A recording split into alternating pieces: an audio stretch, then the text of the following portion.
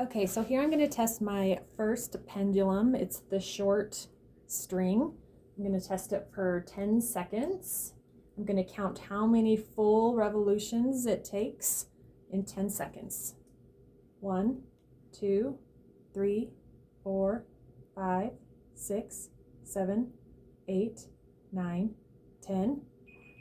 10. Okay, now I will do it with my longer string for 10 seconds. So we're going to just pull it so that it's even and go 1, 2, 3, 4, 5, 6, 7, 8, 9. So it went 9 times. And now I'm going to redo this with a little bit of a longer one.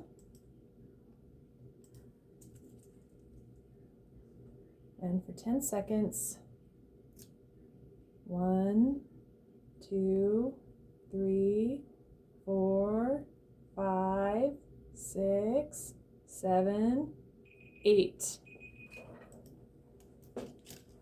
So you can see that the shorter one went 10, the next shorter one went 9, and the next longer one, and the longest one only had 8.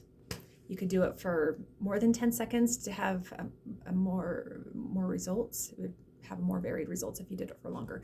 But that's just an example of how you would set this up.